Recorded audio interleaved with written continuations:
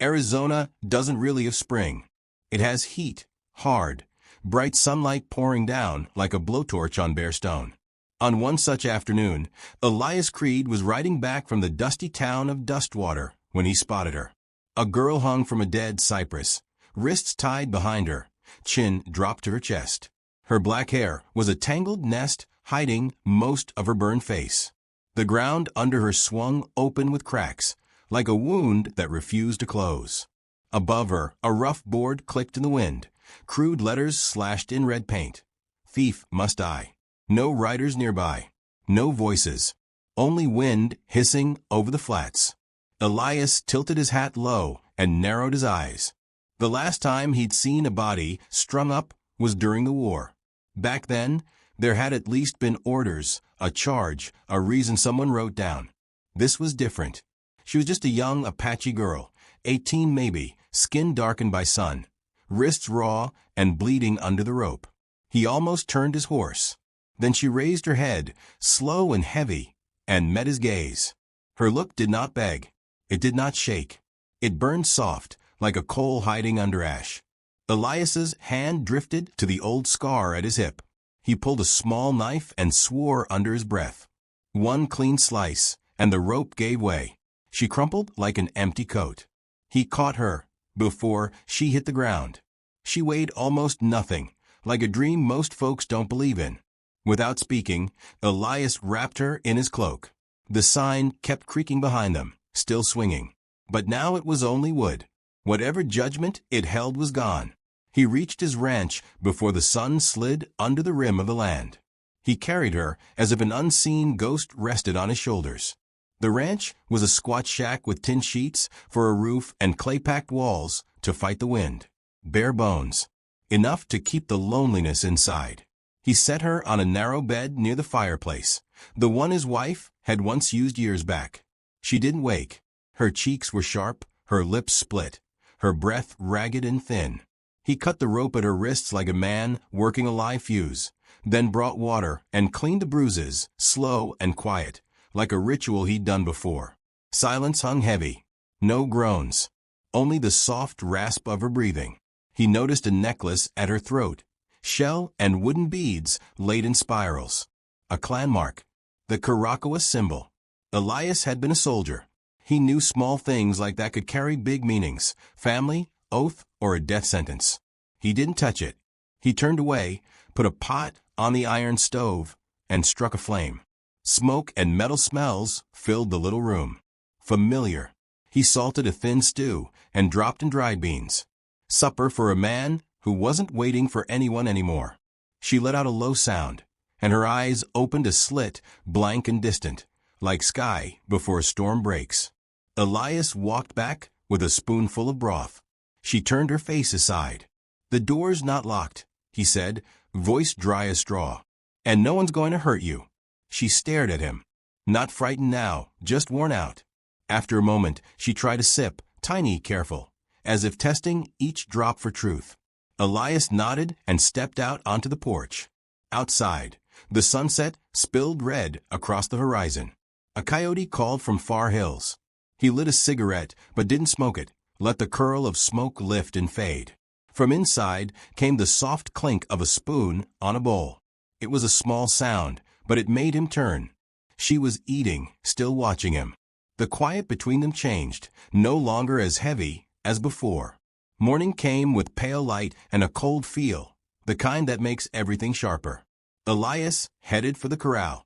Dew made the grass shine. Birds hadn't started their songs yet, but the ground was already telling stories. He spotted footprints pressed into the sand near the trees, small, careful, drifting like a broken thread. He knelt and touched the grit. A strip of red cloth hung on the barbed wire fence, rough fabric marked with a coiled snake design. It poked at his memory. 2 weeks back at a roadside station, a preacher and a fur trader had whispered about a fight with the army and a missing daughter of Chief Maka, leader of the northern Chiricahua. They said she wore a twisted shell necklace wrapped in red cloth. They called her Nahila, keeper of the fire. Elias looked back at the shack. The girl sat up in the bed, morning light catching on her messy hair. The shell beads still circled her neck. The red cloth, yes, it belonged to her. He didn't say a word. His hand closed and opened again. Far to the south, thin pillars of dust rose into the bright air, like ghost riders beating across the open desert. Elias slid the red strip into his coat and went inside. The girl turned to him, eyes steady. Not sorry, not grateful, just knowing. Someone's coming, he said, barely above a whisper. He didn't say who. He didn't have to. Later that morning, he rode into Dustwater for supplies. The town wasn't large, but rumors there moved like smoke from wetwood, slow, dirty, and full of warning. Elias stepped into the general store with his hat down and a damp cloth over his shoulder. He needed salt, a handful of nails, and bandage cloth for the girl's wounds. But every face glanced his way with a question they didn't dare ask. In the corner, old Murphy, the blacksmith, leaned toward the preacher and whispered. Both stared, without greeting. A boy drummed his fingers on a rice barrel and said just loud enough for the whole room to catch. He brought that Indian girl back to his place. Elias said nothing. He gathered what he needed and laid it on the counter. The shopkeeper kept quiet too, though his hands shook while he wrapped the salt. Elias paused with his eyes on the door. Stay away from my ranch, he said, voice flat. Nobody needs to die for being nosy. No one answered. The quiet that followed felt sharper than speech. That was the real warning. Back home, the girl sat on a wooden chair on the porch, eyes set on the far Yucca ridges. Her hands folded, her body still, like she'd learned how to hide her breath. Elias handed her the roll of cloth and a cold can of soup. Town's already talking, he said, voice rough as grit. She didn't turn. What do they say? That you're hiding a prisoner? That you've taken in an Apache girl? She let out a short laugh with no joy in it. Does that scare them? No, Elias said. It makes them want you dead. A crow croaked from the coop roof. The air barely moved, yet tumbleweeds wandered along the hard-packed dirt. Every living thing seemed to hold its breath, waiting for weather that wouldn't come. You can hand me over, she said, eyes still far away. I wouldn't blame you. Elias stood his ground. I've seen men like them, on battlefields and in town squares. They don't need a reason to hang a person. She finally looked at him, and for the first time her eyes were open, no walls. Then why did you save me? He studied her, as if the question carried its own answer. Because your eyes didn't ask, he said. They burned. You have fire inside you. He glanced past her, as if listening to the land itself. And we're about to have real trouble. He walked back into the house. Night crept up without a sound. Around midnight, drums began, slow and heavy, not a fast march, but a deep thudding like the ground itself had a heartbeat. The old feeling from war rose in him before he knew it. Elias stood, Winchester already in his hands. On the porch, the girl's cloak flickered in the night wind. Her eyes were dark and calm. They aren't here to talk, she said, voice dry as sand. Your father leading them? Elias asked, staring at the space between the pasture and the rocks. She nodded. Maka. He will not say much, but each beat is a warning. After the third, arrows fly. The drums sounded again, a second time. Elias let out a breath and set the rifle down, slow, like a man who had just picked the spot for his own grave. I don't want to shoot anyone tonight, he said. Not a father looking for his child. If you go alone, she said, they might listen. If I go first, they might not. I won't have you bleed anymore, Elias cut in. Not for them. Not for me. Shadows on horseback slipped through the thin mist, dark forms drifting like ghosts. Eagle feathers shook over their hair. Gray paint slashed their faces. The riders moved in silence, as if the whole world held its breath with them. The drum hit a third time. The girl stepped forward and reached for Elias's hand. It was the first time they touched, not for safety, but for understanding. When you face Maka, say nothing, she told him. Let me speak. You sure? He asked. She met his eyes without flinching. They tried to hang me. Now I will stop them from killing you. When Maka came into view, tall, hair silvered and tied back, eyes sharp as blades, Elias stood still. No gun. No words. The girl walked ahead to meet her father. a daughter between two worlds, a thin voice standing in front of an army. By the time the riders circled the ranch, the flat before the porch had become a warrior's ring. 80 men stood like carved rock. The feathers didn't stir. Spears aimed at Elias, and at a past he could never change. Maka stepped out from the ring. He carried no weapon, yet his stare held the weight of a long dry season. His skin was lined like old bark, but his eyes were bright and cold. The girl stood between the two men. "He did not hurt me," she said in Apache, voice low but steady. "It was the townspeople who tried to hang me." A young warrior barked out, "He is Wasatch. He kept the chief's daughter." His shout cracked across the plain like thunder.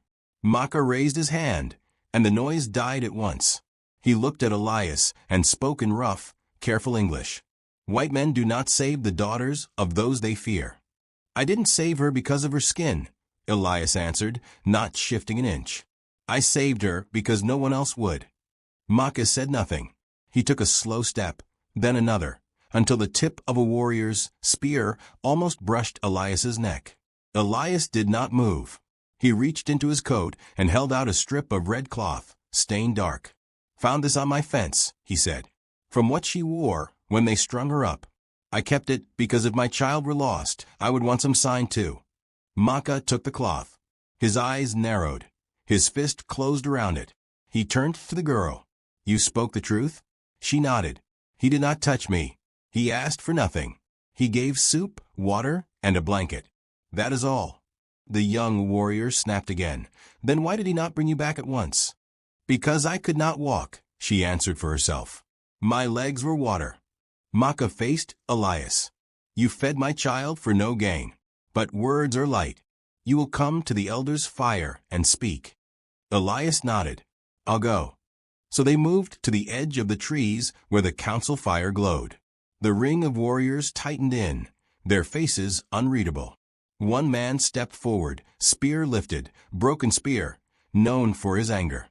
"He is a curse," he said. "End it now before blood takes root." Growls rose like surf. Elias stood in the center of the circle, slick with cold sweat under his shirt. The girl walked out, knocked the spear aside with her forearm, and placed herself between the point and Elias's chest. "Enough," she said, her voice slicing the night like a knife through cloth. Everything went still. She spoke again in Apache, words rushing like floodwater. She told them about rope-biting skin, about hunger and dust, about Elias's eyes when he cut the noose. She told them of the picture on his table, a woman and a little girl who were gone, lost as she had almost been lost. The wind pulled at her hair, but her voice did not waver. "This man," she said, pointing to Elias, "is not Wasatch in the way you mean.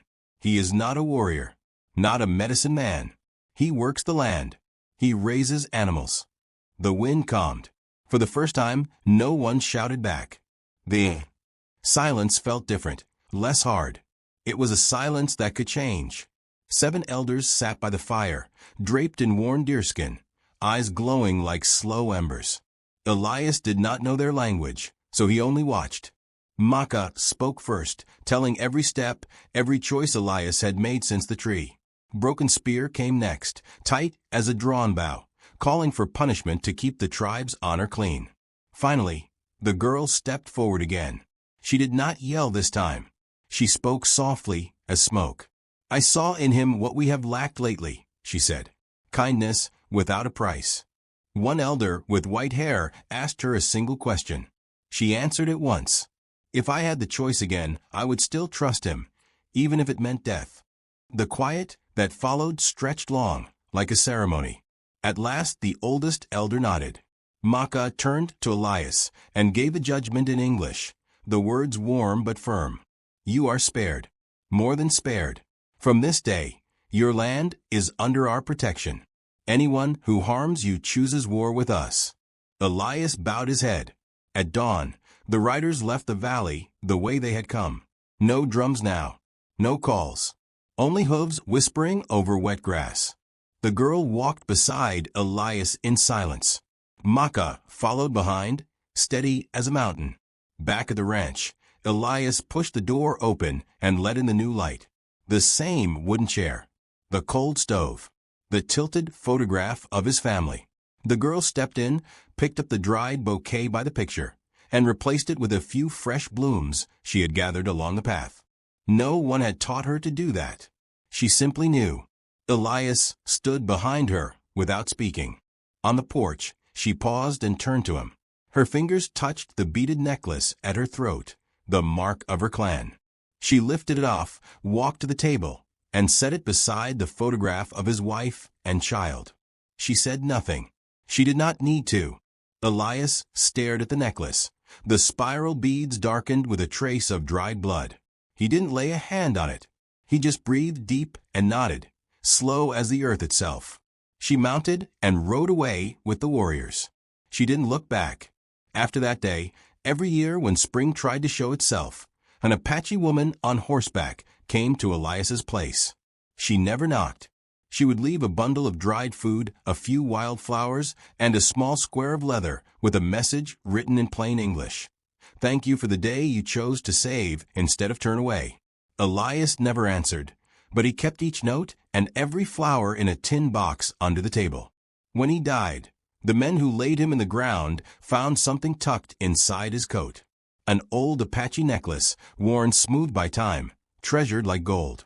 One act, one look, one bowl of soup, enough to turn blood feud into words. Thank you for listening this long. May health and luck follow you. If this story reaches you, please subscribe to the channel. See you in the next one.